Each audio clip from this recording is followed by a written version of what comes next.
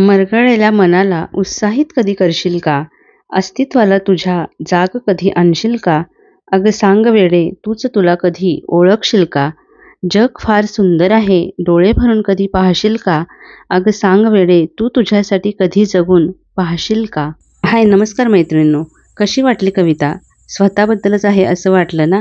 त्याचं कारण काय सांगा? आपण गृहिणी आहोत आणि इतकी वर्ष आपण ही घरातली जी कामं केलेली असतात ना, आणि आता आपल्याला असं वाटत असतं की ज्याला कसलीही व्हॅल्यू नाही ना, अशी घरातली कामं करण्यात आपण आपलं सगळा वेळ, आपलं आयुष्य वाया घालवलं.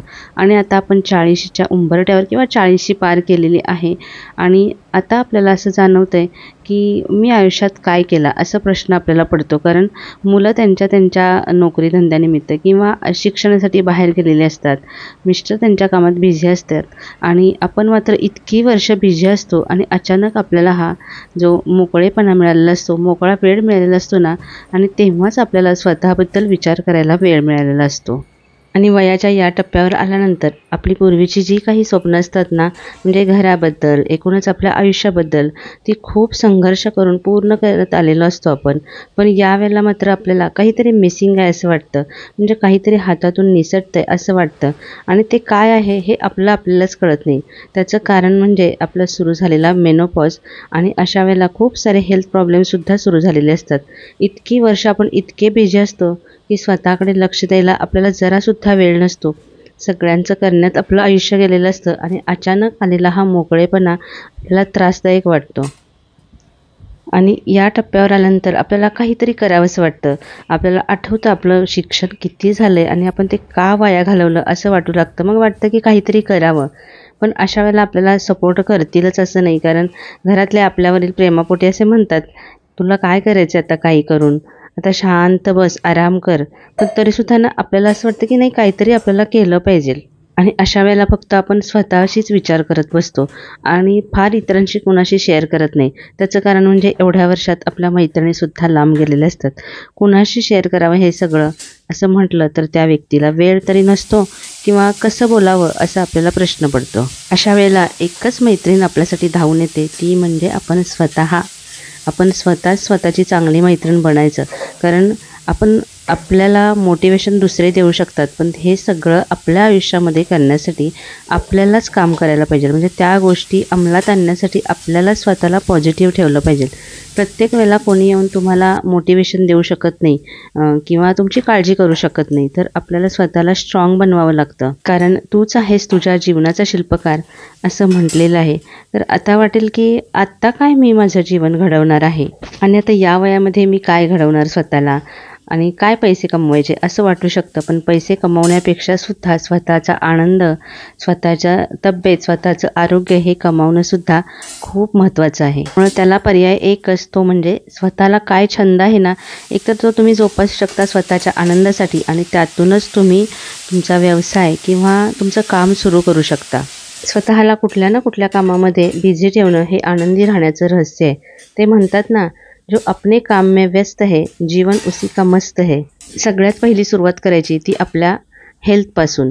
सगळ्यात आधी आपण प्राणायाम आणि योगा करायला हळूहळू सुरुवात करायची आणि रोज रोज आपण ते करत राहिलो ना की त्याबद्दल आपल्याला आवड निर्माण होते आणि त्यातूनच आपलं जेव्हा शरीर स्वस्थ होतं ना, तेव्हाच आपलं मनसुद्धा स्वस्थ राहतं. कारण या वयामध्ये बघा, काही ना काहीतरी दुखत असतं किंवा काहीतरी प्रॉब्लेम्स असतात. तर मलासुद्धा आहेत, सगळ्यांना असतात.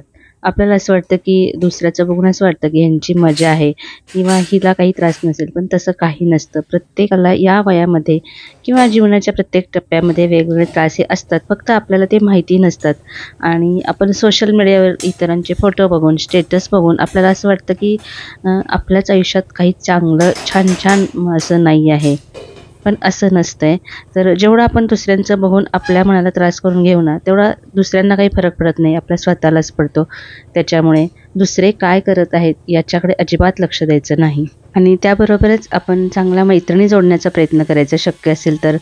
कारण जेवढ्या मैत्रिणींचा आपला चांगला ग्रुप असेल ना, तेवढे आपण त्यांच्या संगतीमध्ये जास्ती आनंदी राहतो. पण प्रत्येक वेळेला असं होतं असं नाही. पण एखादी जरी मैत्रीण असेल ना चांगली, तर ती सुद्धा पुरेशी आहे आपलं सुखदुःख वाटून घेण्यासाठी. कारण बहुतेक वेळेला आता असं होतं की आपल्याशी वेवलेंग जुळेल अशी मैत्रीण भेटणं जरा अशक्यच आहे.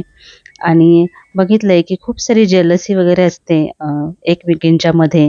तर अशा रिलेशनला काहीच अर्थ नसतो. फक्त तोंडावर गोड बोलण्यासाठी जी लोक असतात ना, तर त्यांच्यापासून नेहमी सावध राहायचं. आणि अजून एक गोष्ट म्हणजे आपल्याकडे एक अशी गोष्ट आहे मोबाईल, की ज्यामुळं आपण वेगवेगळे काही आपल्याला शिकायचं असेल तर ते शिकू शकतो.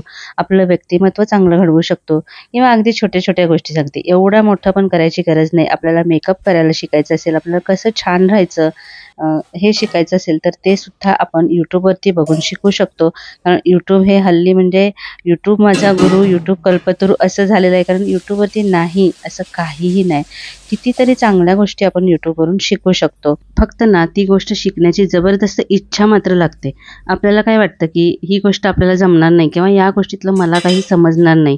पण असं काही नसतं. आपण ना स्वतःविषयीच आपले खूप गैरसमज असतात. आपल्याला वाटतं हे नाही जमणार, ते नाही जमणार. पण असं नसतंय. एखादी गोष्ट आपण करायला गेलो ना, तरच आपल्याला आपल्यात काय शक्ती आहे ते समजतं. आणि आहे ना, आपण बायकांनी यूट्यूब हे फक्त रेसिपी बघण्यापुरतं मर्यादित नाही ठेवलं पाहिजे.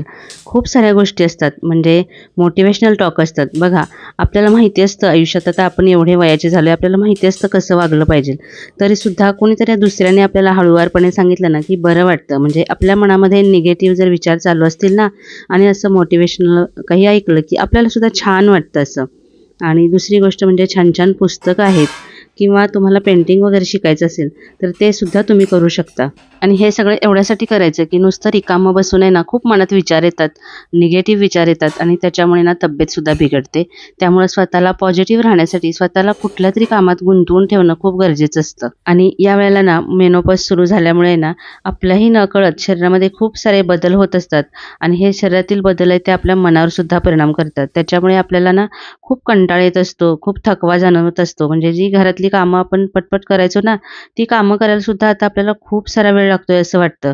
आणि त्यामुळे आहे ना मग आपली चिडचिड होते. आपल्याला असं वाटतं की मला ही कामं पण साधी जमत नाहीयेत किंवा कुठल्याही गोष्टीत असा उत्साहच वाटत नाही.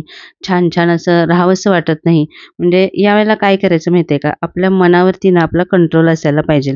कारण आपल्या मनावरती कंट्रोल नसेल ना, तर मन इकडे-तिकडे भरकटत राहतं. काही पण मनामध्ये विचार येत राहतात आणि त्यामुळं दिवसेंदिवस मग दुःखी राहायला वाटतं किंवा निगेटिव्ह विचार मनामध्ये यायला सुरुवात होते. अशा वेळेला ना आपणच थोडासा प्रयत्न करायला पाहिजे पॉझिटिव्ह राहण्यासाठी. तर आता मगाशी मी जसं म्हटलं की त्याप्रमाणे आपल्याला खूप साऱ्या मैत्रिणींचा ग्रुप असेल तर ह्या गोष्टी एवढ्या जाणवत नाहीत. पण मैत्रिणीसुद्धा काय आपण तासनतास तिथं गप्पा मारू शकत नाही. बराचसा वेळ आपला स्वतःचाच असतो, फक्त एकट्याचाच असतो घरामध्ये. तर या वेळेमध्ये सुद्धा ना म्हणून आपण काहीतरी असं करायला पाहिजे ज्यामुळं आपण बिझी राहू. तर अगदीच दुसरं काही करावंसं वाटत नसेल तर तुम्ही माझे जर पहिल्यापासून व्हिडिओ बघत असाल तर तुम्ही बघत असाल की माझ्या घरामध्ये मी खूप सारी झाडं लावलेली आहेत. आणि खरंच तुम्ही झाडं लावा, म्हणजे इतकं छान आपला वेळ पण जातो आणि आपल्याला स्वतःला सुद्धा खूप फ्रेश वाटतं. आपलं मन आहे ना ते सुद्धा खूप फ्रेश राहतं. त्याच्यामुळे घरामध्ये झाडं लावा असं मी तरी म्हणेन. नुसता कंटाळा येतोय म्हणून झोपून राहणे किंवा काहीच न करणे याला काही अर्थ नाही. कारण देवाने आपल्याला हे जे आयुष्य दिलेलं असते ना, ते काहीतरी चांगलं करण्यासाठीच कुठल्यातरी उद्देशानं दिलेलं असते. त्यामुळं आपण ना ते चांगल्या प्रकारे कसं जगता येईल हे बघायचं. आणि थोडंसं स्वतःला फ्रेश ठेवण्याचा पण प्रयत्न करायचा. दिवसातून 2-3 वेळा चेहरा थंड पाण्याने धुतला ना, तर खूप फ्रेश वाटतं. थोडंसं मेकअप करायचा, स्वतःसाठी छान-छान ड्रेस घ्यायचे. काय बिघडलं स्वतःवरती थोडासा खर्च केला तर. आणि फक्त लिपस्टिक, काजळ आणि कॉम्पॅक्ट पावडर एवढं वापरून सुद्धा आपण छानसा मेकअप करू शकतो. तर अशी ही 40शी. तर 40शीवर बोलू काही असं म्हणता-म्हणता बरंच काही बोललेले आहे. तर कसा वाटला हा व्हिडिओ मला नक्की कमेंट करून सांगा. आणि अजून असे व्हिडिओ बघायला आवडतील का ते सुद्धा सांगा. आणि त्या व्हिडिओला लाईक करायला मात्र अजिबात विसरू नका. आणि चॅनलवरती नवीन असाल तर प्लीज सबस्क्राईब करा. पुन्हा भेटूया अशाच एखाद्या छानशा व्हिडिओसह. तोपर्यंत खुश राहा, आनंदी राहा.